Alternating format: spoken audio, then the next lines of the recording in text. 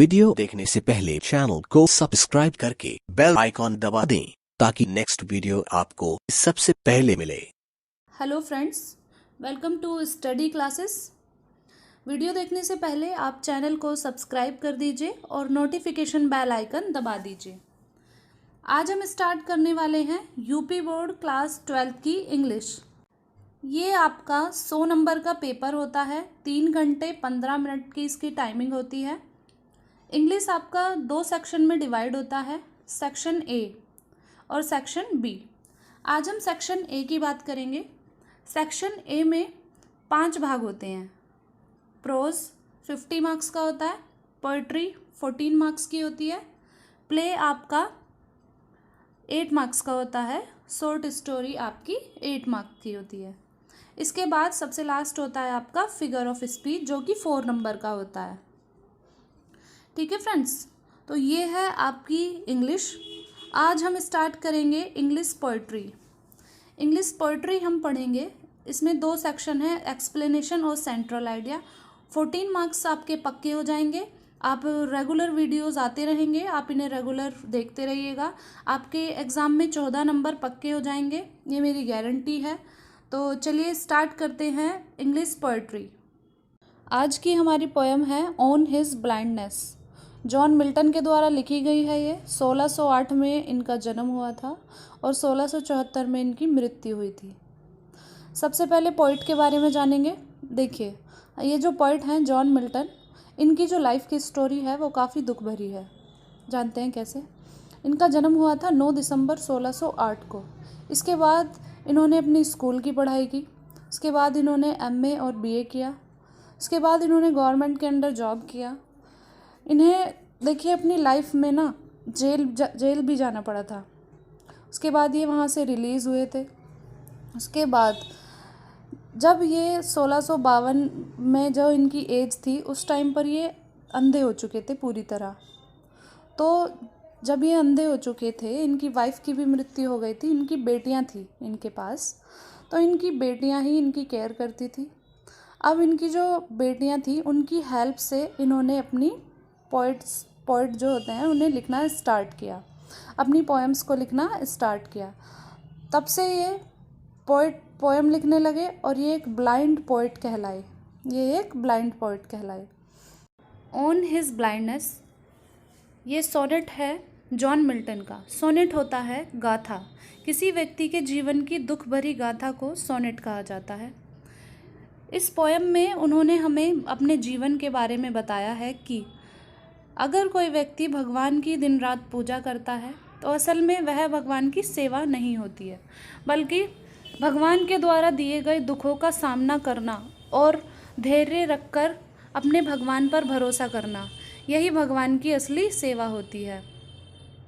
इस पोएम में उन्होंने हमें अपने आधे जीवन में अंधे हो जाने के दुख का कारण बताया है और इससे लड़ने की वजह भी दी है।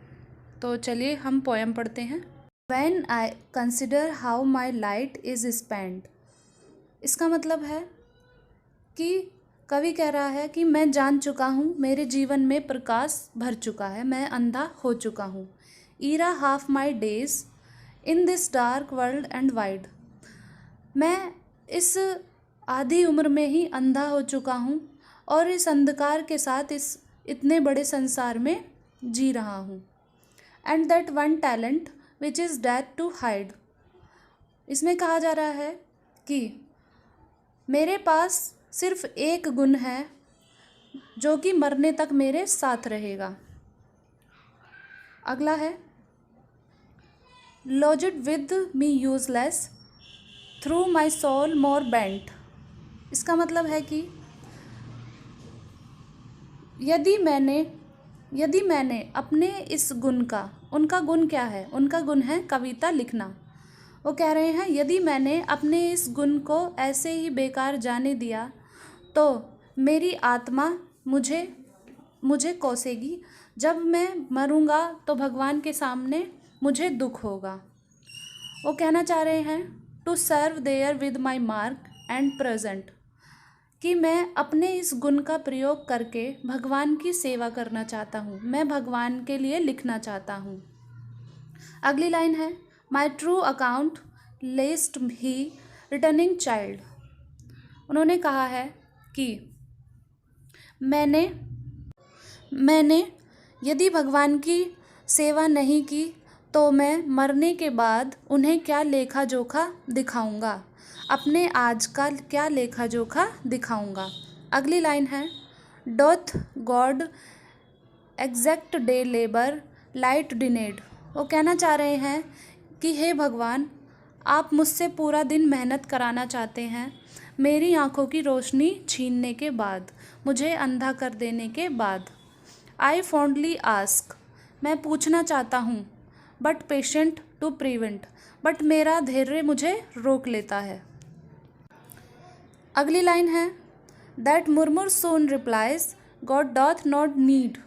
उन्होंने कहा है मेरा धैर्य जल्द ही आपको जवाब देगा।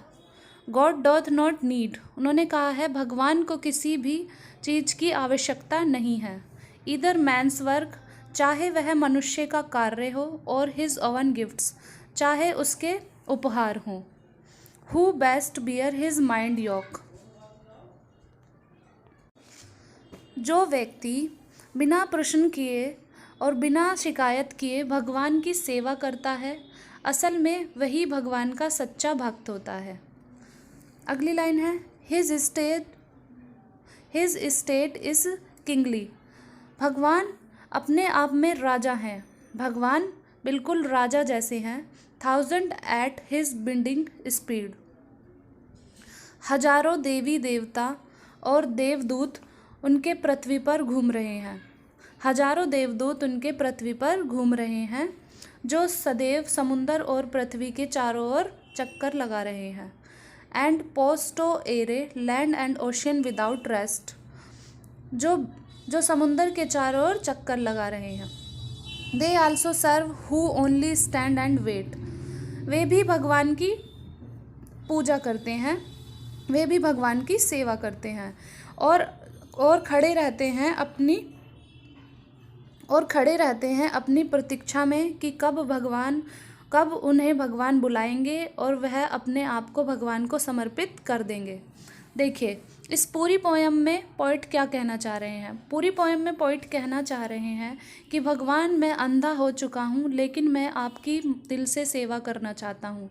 वो अपनी कविता के जरिए भगवान की सेवा करना चाहते हैं और सभी मनुष्यों को यह संकेत दे रहे हैं कि हमें भी भगवान की सेवा करनी चाहिए, चाहे भगवान हमें कष्ट दे या दुख दे या खुशियाँ दे, किंतु हमें भगवान को नहीं भूलना चाहिए, ना ही उन्हें गलत कहना चाहिए। उसके बाद उन्होंने कहा है जो हजारों देवदूत का मतलब यानी हम सब जो भगवान के भेजे हुए देवदूत हैं, यानी हम सभी को अपनी प्रतीक्षा का वेट करना चाहिए कि हमें कब भगवान बुलाएंगे, कब हम समर्पित करेंगे खुद को। इसीलिए हम सबको तत्पर रहना चाहिए, अपने कर्मों से हमें अच्छे काम करने चाहिए। जैसा कि कवि सिर्फ लिखने का कार्य कर सकते थे, तो उन्होंने लिखकर ही अपने भगवान की सेवा की। इसी तरह से हम सभी में कोई ना कोई गुण होता है, हमें भी अपने भगवान की सेवा करनी चाहिए, कभी किसी भी दूसरे व्यक्ति का दिल नहीं दुखाना चाहिए। यह हमारे पोइट जॉन मिल्टन ने कहा है अपनी पोयम ऑन हिज ब्लाइंडनेस के ज़रिए। तो फ्रेंड, ये थी हमारी पोयम। मिलते हैं नेक्स्ट पोयम में, तब तक आप चैनल को सब्सक्राइब कर दीजिएगा और इस वीडियो को लाइक और शेयर ज़रूर कीजिएगा अपने दोस्तों के साथ, ताकि वो भी ऑन हिज ब्लाइंडनेस को अच्छे से पढ़ पाएँ। चलिए, थैंक यू।